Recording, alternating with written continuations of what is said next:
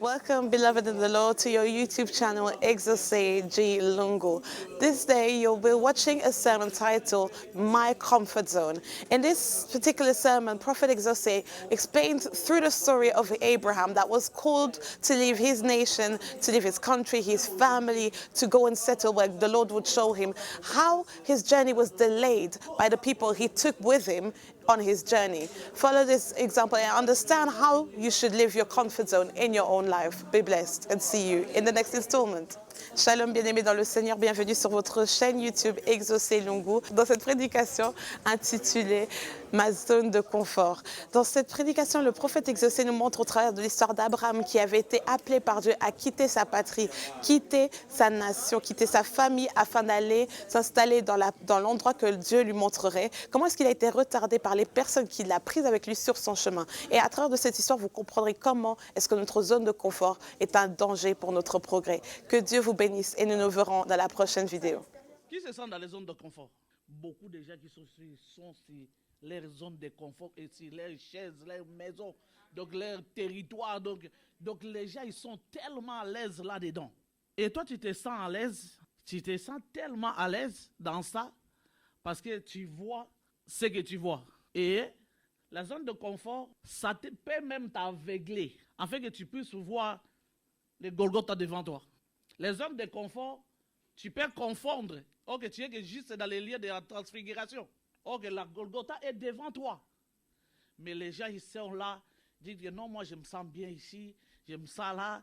Donc, et en même temps, tu vas voir la personne, il dit qu'il se présente comme s'il se sent bien, mais la personne, il murmure, il n'arrête pas de parler, il n'arrête pas de se plaindre. Mais la personne, il se sent, il ne veut rien savoir, il ne veut rien voir, il ne veut rien écouter. Zone de confort. Parce que les yeux nous poussent à apprécier ce que nous avons besoin d'apprécier, au lieu d'apprécier ce que Dieu il veut pour nous. Alléluia. N'enviez pas ce que vous ne connaissez pas. Beaucoup de gens, ils envient des choses que tu ne connais pas. Parce que tu as entendu quelque chose chez quelqu'un. Parce que tu as vu quelque chose que l'autre est en train de faire. Tu ne sais même pas. Pour que la personne puisse arriver là où il est, dans ce que toi tu es en train d'envier, tu ne connais pas le parcours, tu ne connais pas des difficultés, tu ne connais pas des choses qu'il a vécues pour qu'il arrive là. N'enviez pas ce que nous ne connaissons pas. Et il y a certaines personnes aussi qui sont là, ils ne cherchent même pas à savoir plus. Et ils restent sur l'extérieur, l'apparence. Non. Moi, je vois que, moi aussi, comme ma copine s'est mariée avec un homme qui est dans ce genre de vie, et moi, je pense que moi aussi, je dois faire comme elle, mais moi, je dois trouver un peu plus que lui. Et moi, je vois que, comme l'autre là, il est arrivé à faire une entreprise, moi aussi, je dois le faire. Bien aimé dans le Seigneur. Tout ça, c'est bon, avoir des ambitions. C'est bien.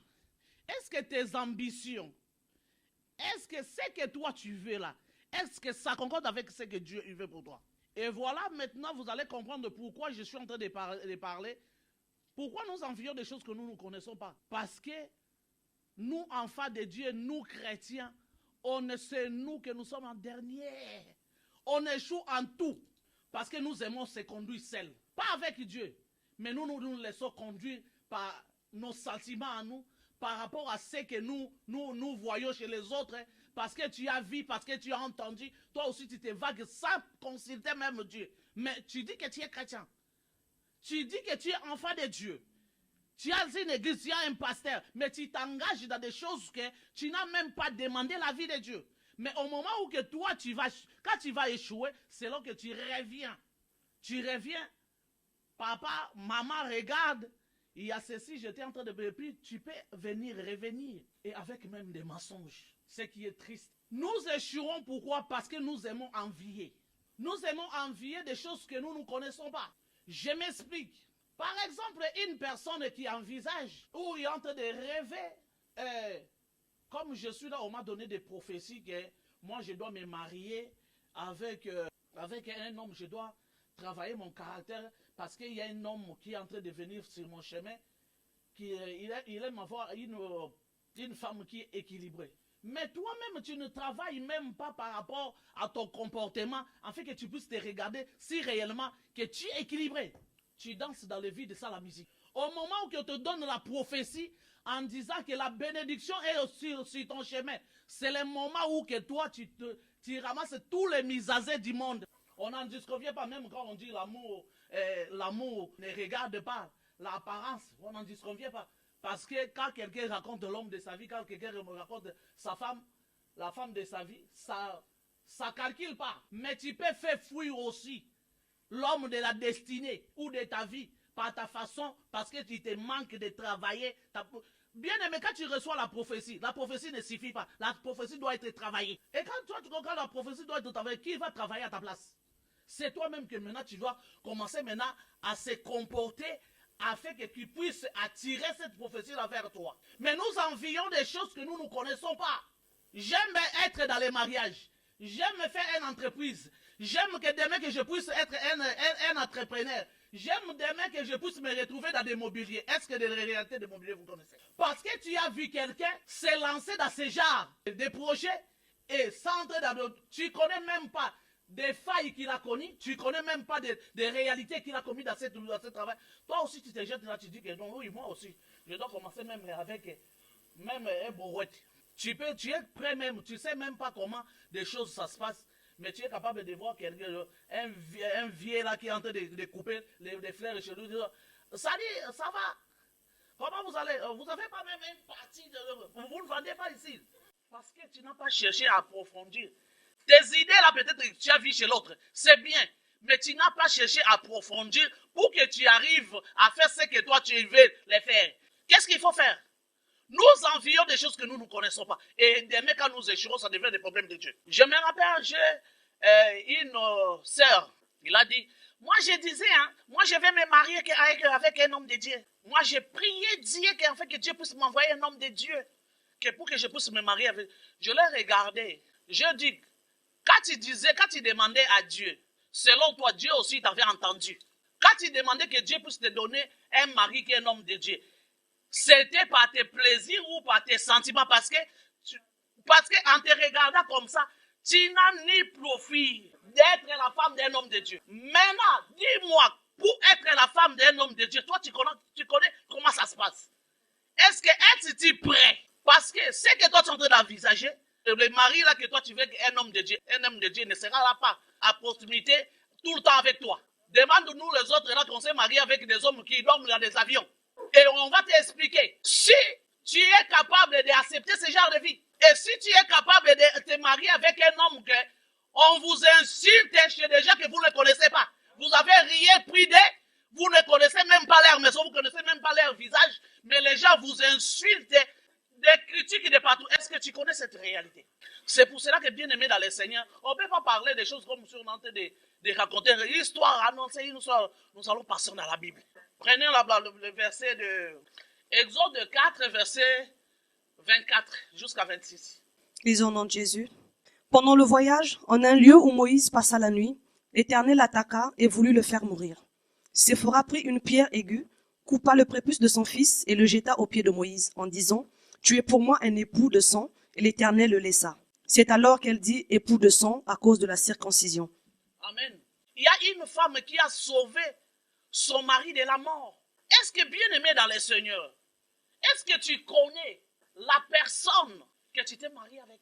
Tu connais des choses que Dieu l'a demandé. Tu connais l'alliance que cette personne-là il a avec Dieu. Ou la famille de cet homme-là. Tu connais l'alliance qu'il a avec Dieu. L'homme en question, tu connais la femme que tu t'es marié avec. Il sort de quelle famille? Quel lien de la famille qui les réclame? Nous aimons, nous envions des choses que nous ne connaissons pas. Moi, je pense que dans ces jours, les gens, ce n'est pas l'amour. Parce que si vous vous aimez réellement, bien aimé dans le Seigneur, tu aimes quelque chose que tu ne maîtrises pas.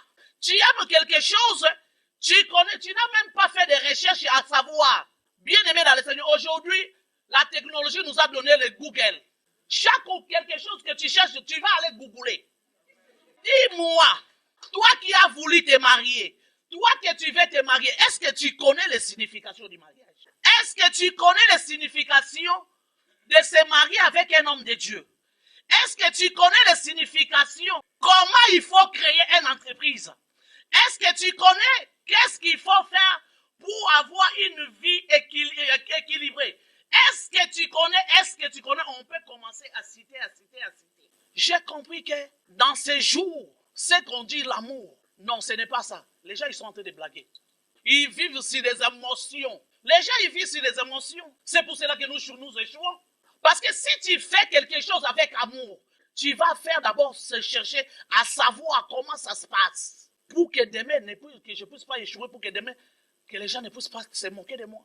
Et comme surtout nous les venants, quand tu commences quelque chose où tu as touché à quelque chose, soit un mariage, soit quelque chose, je ne sais pas si jackpot que tu as touché, donc c'est fini. Le monde entier doit le savoir.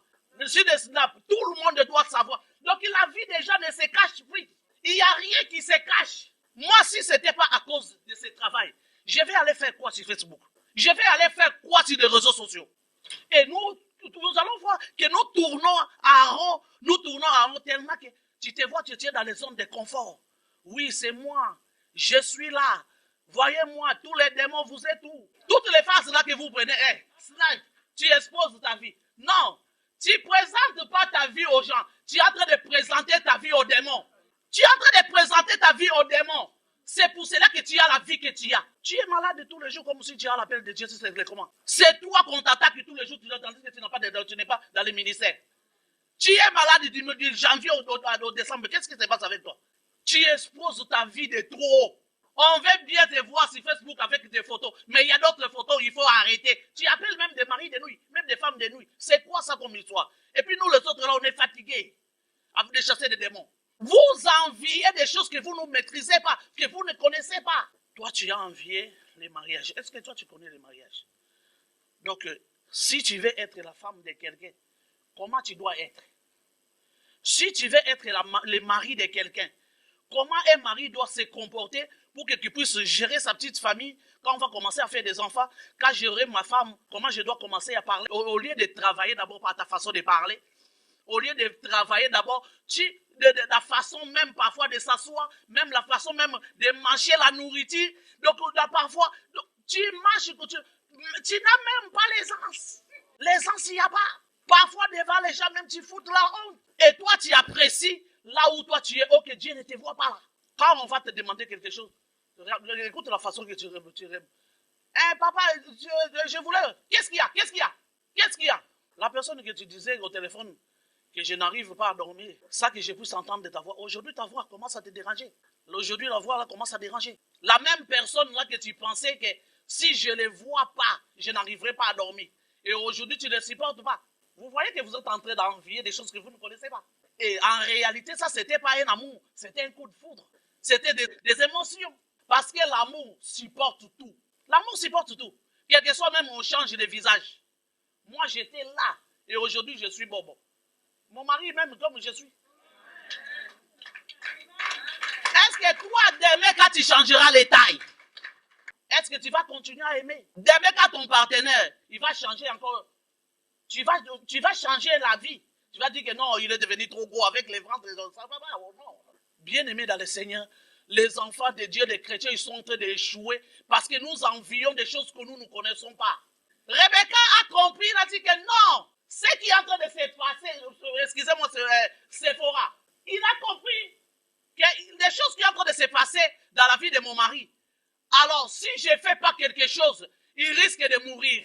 Qu'est-ce que je dois faire? Il a renouvelé l'intelligence. Bien-aimé dans le Seigneur, ce qui se passe dans ta vie, ce qui se passe là où toi tu habites, ce qui se passe dans ton église, ce qui se passe dans ta communauté, est-ce que tu as renouvelé la conscience de comprendre ou de cibler les mystères de Dieu? Est-ce que tu as compris la volonté de Dieu? Sephora a compris la volonté de Dieu. Il fallait que le sang coule. Il fallait que le sang puisse être versé. Il a coupé les prépuces de l'enfant et il a jeté sur les pieds de son mari. Que tu es le mari, que ton alliance est faite avec le sang. Est-ce que nous sommes capables d'aller au-delà de ce que Sephora a fait? Mais nous embrassons des choses que nous ne connaissons pas. Nous aimons parfois des choses bêtement, sans savoir la profondeur. C'est pour cela que parfois, par la souveraineté de Dieu, Dieu il nous donne ce que nous on a envie. Et aussitôt nous les perdons parce que nous ne savons pas comment il faut les conserver. Nous envions des choses que nous ne connaissons pas. Comment il faut les contenir, comment il faut les garder. C'est pour cela que d'autres personnes, la bénédiction, Dieu t'a donné la bénédiction au mois de janvier. Au mois d'avril, tu as perdu ça. Est-ce que c'était dans la volonté de Dieu? Non, tu as envié quelque chose que tu ne maîtrisais pas. Or, pour que tu puisses aimer quelque chose, la première des choses, tu dois faire quoi? Être informé de la chose. Nous allons prendre maintenant Genèse. Genèse 29, verset 18 jusqu'à 29. Jacob aimait Rachel et il dit, je te servirai 7 ans pour Rachel, ta fille cadette. Et Laban dit, j'aime mieux te la donner que de la donner à un autre homme. Reste chez moi. Ainsi, Jacob servit 7 années pour Rachel, et elles furent à ses yeux comme quelques jours parce qu'il l'aimait. Ensuite, Jacob dit à Laban, donne-moi ma femme, car mon temps est accompli, et j'irai vers elle. Laban réunit tous les gens du lieu et fit un festin. Le soir, il prit Léa, sa fille, et l'amena vers Jacob, qui s'approcha d'elle. Et Laban donna pour servante à Léa, sa fille, Zilpa, sa servante. Le lendemain matin, voilà que c'était Léa. Alors Jacob dit à Laban, qu'est-ce que tu m'as fait? N'est-ce pas pour Rachel que j'ai servi chez toi? Pourquoi m'as-tu trompé? Laban dit, ce n'est point la coutume dans ce lieu de donner la cadette avant l'aînée.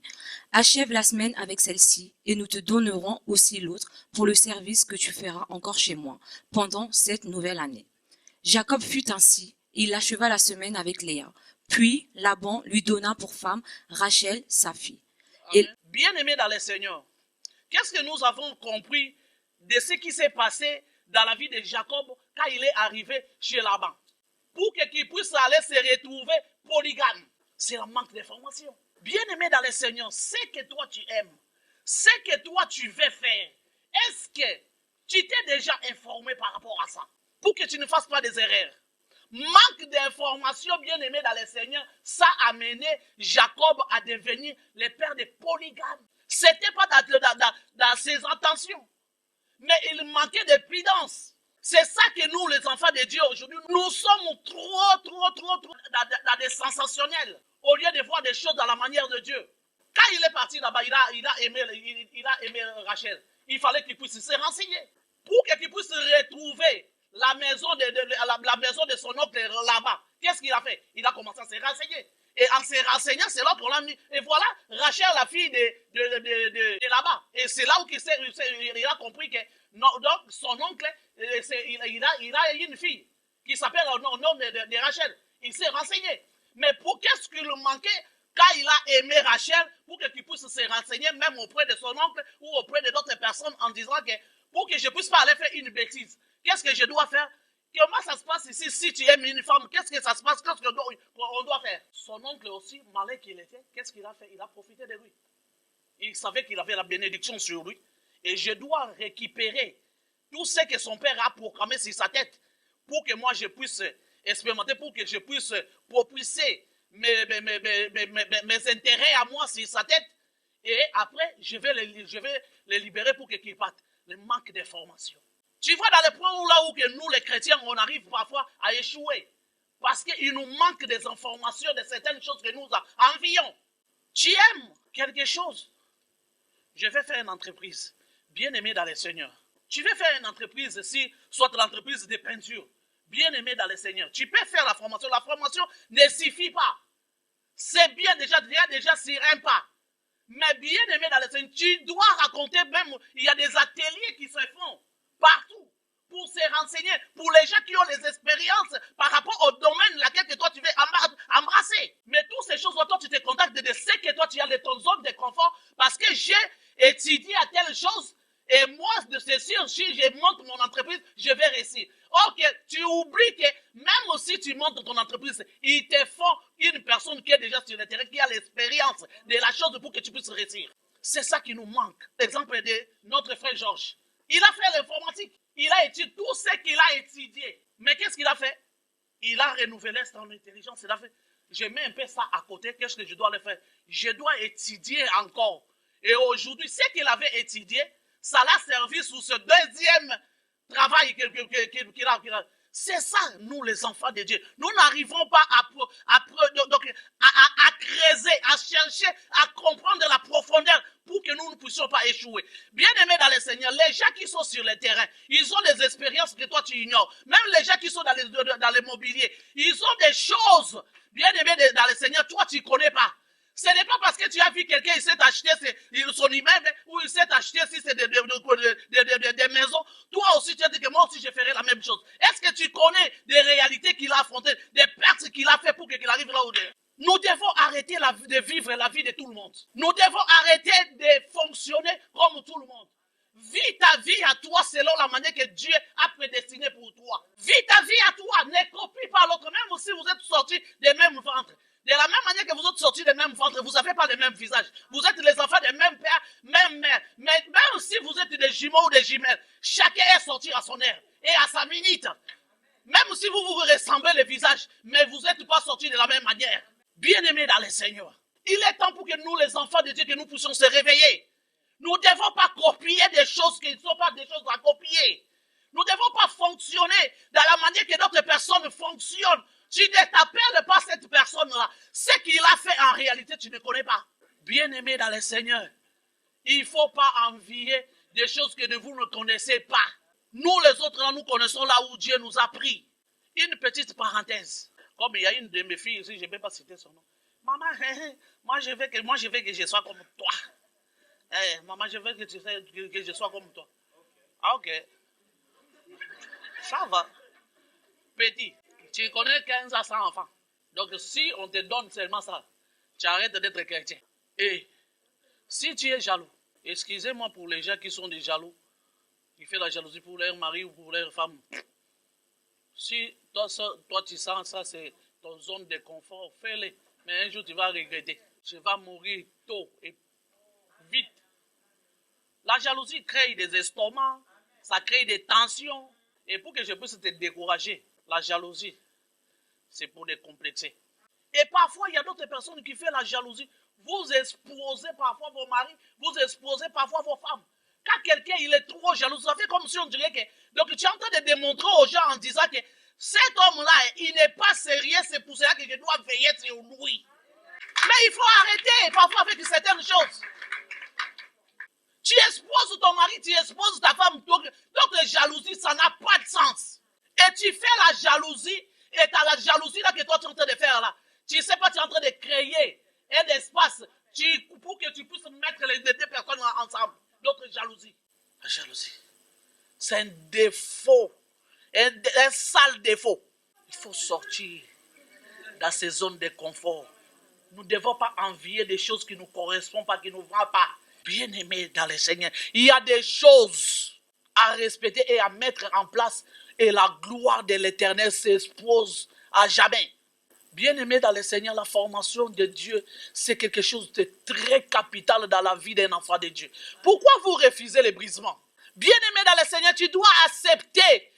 Je ne sais pas si le nom là de brisement, c'est ça qui fait peur aux gens, mais c'est l'école de Dieu. C'est l'école de Dieu, c'est là que Dieu te forme, c'est là que Dieu te montre chaque chose à son nom. La vraie école. Nous les autres là, on était dans l'école de Dieu. Je suis né dans une famille pauvre, mais je n'ai jamais dormi affamé. Je n'ai jamais manqué à maître. Mais bien aimé dans le Seigneur, quand j'ai donné ma vie au Seigneur, tout a basculé. Excusez-moi le terme, même les bandes géniques. Tu manques de lâcheté. Parce que Dieu, quand d'autres personnes disent, Seigneur, j'ai besoin. Il y a une phrase, il y a une chanson que les gens ils disent, il dit, il va me prendre, il va m'arranger, il va me positionner. Pourquoi donc il va te positionner? Arranger là. C'est ça là de l'école. Il va m'arranger. Mais quand on arrive au moment où d'arranger, c'est là que personne ne veut pas. La personne, les gens ne n'aiment pas. Il veut que tout que soit donné cadeau. Donc il veut donc qu'il puisse, tu quittes et puis on te positionne. Même si on te positionne, si on ne te montre pas la façon qu'il faut s'asseoir, comment tu peux te positionner? Tu peux venir t'asseoir, or que la chaise, au lieu que tu puisses avoir 4 pieds, or que ça fait 3, et tu chites. Il va me prendre, il va m'arranger, il va me positionner. Tout le monde aime le sommet. Mais arrangement de Dieu, ça personne n'accepte. Personne n'accepte ça. Il fait tout de suite la positionner. Je me rappelle, moi, à Paris, Dieu, il est Dieu. Parfois, quand je regarde le parcours que j'ai fait avec Dieu, là où il m'a pris, et là où il m'a amené aujourd'hui, je n'ai pas l'intérêt de reculer. Je ne sais pas qu'est-ce qui peut me faire encore reculer. J'ai traversé des temps difficiles de ma vie. J'ai traversé des temps secs, mais il ne nous a jamais abandonnés. Je connais comment rester sans vêtements. Tu as des vêtements dans des placards, mais aucune entre. Dieu, il te change même la pointure. Tout, tu laisses. Quand il y a d'autres personnes qui disent, moi, je suis quoi, moi, comme je suis là, moi, bien aimé, laisse. Il y a un adage qu'on appelle chez nous, au Congo, Yankee. C'est lui qui est le plus Yankee. C'est Dieu. Parce que s'il te prend sa main, s'il te donne une gifle, il y a d'autres qui ne résistent pas, une gifle seulement, tu es mort. Mais nous les autres là, Dieu nous a ramassés de là, nous a amenés. C'est pour cela qu'on voit la vie aujourd'hui comme la manière qu'on les voit. Parce qu'on a été formés. Et même si aujourd'hui, je suis en train de me préparer pour que je puisse m'asseoir et pour que je puisse monter au sommet, j'ai été préparé. Aucune chose ne peut me scandaliser. Je ne suis même pas quelqu'un qui se scandalise. Moi, on ne me chatouille pas. J'aime tout le monde. Ce n'est pas que parce que je suis en train de parler, j'ai un bon cœur. Et je bénis le Seigneur par rapport au cœur qu'il m'a donné. Au moins que si tu as des problèmes avec moi, au moins que ça soit, peut-être que c'est toi. Et moi, je ne sais pas. Si c'est de ma faute, si je suis au courant, je vais aller te demander pardon. C'est ça que mon Dieu m'a enseigné. Chercher la paix avec tous. Est-ce que tout autour de toi, comment tu te comportes? Comment tu vis ta vie? Tu vis ta vie la manière que Dieu veut, ou tu préférais de garder encore ton zone de confort? Tu continues encore à envier des choses que tu ne maîtrises pas? Et voilà pourquoi tu es en train de tourner à rond. Tu tournes à rond. Et aujourd'hui, commence à juger même ton église. Tu juges même ton pasteur en disant que moi, je commence à me fatiguer. Les histoires là de Alléluia, Amen, ce sont des histoires. Oh, que bien aimé dans le Seigneur. Tu crois réellement que c'est toi qui as raison. Donc Dieu, il a des visages. Il a des catégories de personnes qui choisissent à les bénir, mais il ne veut pas te bénir. Non, c'est toi-même que tu bloques ta bénédiction parce que tu veux vivre ta vie toi seul. Parce que tu veux conduire ta vie seul. Et comme il n'est pas dictateur, et il te fait quoi? Il te laisse. Au moment que tu vas te fatiguer, bien aimé dans le Seigneur, même si tu retournes dans le monde, il sait comment il va te rattraper. Il sait comment il va te rattraper, même en retournant dans le monde. Il sait comment il va te rattraper. Il a toujours raison. C'est pour cela qu'on l'appelle Messie raison. Bien aimé dans le Seigneur, parfois la volonté de Dieu, c'est amer pour avaler. La volonté de Dieu, ce n'est pas facile pour d'autres personnes. Mais bien aimé dans le Seigneur, et à la suite du temps, tu dois voir que ce que Dieu te demandait, tu voyais que c'était amer pour toi. Et tu vas voir dans les jours qui suivent, tu lui donneras raison. Parce que toi, tu n'es pas le maître des temps et des circonstances. C'est lui qui t'a créé. C'est lui qui connaît tout ce qu'il a créé tout autour de toi. Il sait te mettre des limites. Et puis, il peut t'empêcher, afin que tu ne puisses pas faire ce que toi, tu veux faire. C'est pour cela que nous nous retrouvons qu'il y a d'autres personnes. Il est chrétien pendant plusieurs années. Mais sa vie, rien ne change. Parce qu'il a voulu conduire sa vie seul.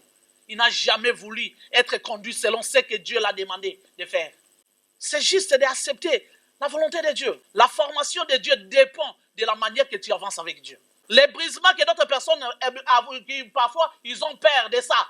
Les brisements bien aimés dans le Seigneur, ça dépend de la compréhension et la vitesse et la manière que tu es en train d'avancer avec Dieu. Ce que toi tu vis aujourd'hui, ce sont tes problèmes à toi-même. Ou parce que les gens sont mauvais. Parce que l'église de Dieu sont mauvais. D'autres personnes disent, dans les églises, il n'y a pas l'amour. Oui. Si l'église, il n'y a pas l'amour, bien aimé dans le Seigneur, la première égoïste, c'est qui? C'est toi qui juges les gens. En disant que les gens de l'église n'ont pas l'amour. Et comme toi, tu l'en as. Dieu nous a prouvé. Il n'avait qu'un seul fils, Christ Jésus. Il l'a donné. Et comme toi, tu as l'amour, pourquoi tu ne peux pas donner? Comme ça, tu fais tu transmettre à l'autre, l'autre va transmettre à l'autre. Et comme ça, nous tous, on va commencer même dans nos maisons, même quand tu es au lit. Même en dormant, tu rigoles sans cesse. Parce que d'autres personnes, ils croient que l'amour, donc il faut que tu rigoles. Donc tu ne peux pas dire bonjour à quelqu'un avec le visage sérieux, non. Donc il faut que tu viennes avec bonjour. Ça, c'est le manque d'affection. Les dimensions de manque d'affection que toi tu as. Ne crois pas que c'est en rigolant que c'est ça qui va vider dans les sacs de tes manques d'affection. L'Europe, là, parfois, ça en train de nous amener parfois dans d'autres choses. Tu te poses la question, on est où que je dis, viens seulement que l'histoire finisse. Les gens, ils ont... et puis, si tu regardes les gens là qui jugent les gens, si tu regardes lui-même la personne, tu le regardes, son comportement, mais tu dis, Seigneur, on est où? Regarde la personne qui juge les gens, mais regarde lui-même son comportement, la manière qu'il est. La première personne de critiquer les gens, c'est lui. Mais c'est lui qui accuse les gens que les gens n'ont pas l'amour. Et quand toi tu critiques là, c'est ça l'amour. L'amour selon toi, l'amour c'est ça. Quand toi tu critiques les gens. Et puis je voulais signaler encore une autre chose. Nous les femmes mariées, parfois il ne faut pas abuser. Il ne faut pas abuser avec la patience de l'autre. Même si c'est ta soeur qui t'appelle. Parce qu'il y a maintenant WhatsApp donc la communication est devenue gratuite. Donc ta soeur elle a le droit de t'appeler même très tôt le matin. Tu as le droit de prendre le téléphone, appeler ta soeur aussi qui est mariée aussi. Vous parlez au téléphone très tôt le matin ou soit tard.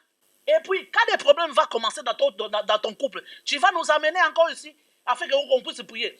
Moi je bénis le Seigneur parce que moi je ne prie pas pour le plaisir de prier. Qu'on prie pour le corona et puis on prie pour des choses que toi-même tu te cherches. Pourquoi les téléphones tu dois parler avec ta soeur ou avec ton frère, même aussi avec même les maris aussi, ce n'est pas seulement les femmes. Tu laisses ta femme au lit, peut-être elle est partie dormir, donc toi tu es au téléphone.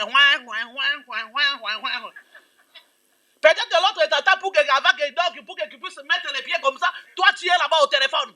Nous abusons parfois. Même moi-même, quand je suis en train de parler, parfois moi aussi, je reste tard au salon. Moi j'ai mes raisons à moi. Si je reste tard, lui il travaille tellement plus que moi, il a besoin de dormir. Alors, quand moi, je ne dors pas, si je n'ai pas sommeil, qu'est-ce que je fais? Je tourne, je risque de les réveiller. Et lui, il doit vous dormir profondément pour que quand il va se réveiller, qu'il soit en forme. Parce que le travail que lui, il fait, moi, je ne suis pas en mesure de le faire. C'est deux choses différentes. Tandis que toi qui traînes tu es en train de faire manger avec le téléphone. Tu sais, pourquoi tu ne casses pas le téléphone? Et puis, quand on va casser le téléphone, qu'est-ce que tu vas dire? Il y a d'autres personnes qui sont devenues, c'est comme une maladie. Même donc ça court vraiment en vitesse avec le corona. La manière qu'on est en train de parler de corona, donc c'est la même manière que la personne il a la maladie du téléphone. Et elle ne peut pas se séparer avec son téléphone, non. Si on avait le temps, je voulais dire à Eddie de me balancer une vidéo là. Vous pouvez voir des choses, les téléphones là que vous aimez. Qu'est-ce que c'est en train de créer dans des vies déjà. Même des blancs qui ont créé ces téléphones là, ça commence à causer des problèmes. Il y a que toujours nous les venants que nous aimons toujours exagérer. Bien-aimés dans le Seigneur, nous Dieu nous aime. C'est pour cela qu'il entre même dans des petits détails. Ce n'est pas que les prédications manquent, mais ce sont des choses que nous ignorons, des choses que nous mettons à côté. C'est ça qui nous détruit. De la même manière, Corona est venu séparer les gens donc tu peux embrasser ta soeur, tu peux nous faire les bisous. Donc il est venu nous séparer. Regarde le téléphone, la manière que ça a de séparer des vies des gens. J'ai vu encore une autre documentaire. Les téléphones avec les enfants. Les enfants, ils étaient tellement à fond à leur tablette avec leur téléphone. On les a changés les parents. Les enfants, ils n'étaient même pas au courant. On a changé les meubles de la maison, les tableaux de la maison. Les enfants, ils ne sont pas au courant.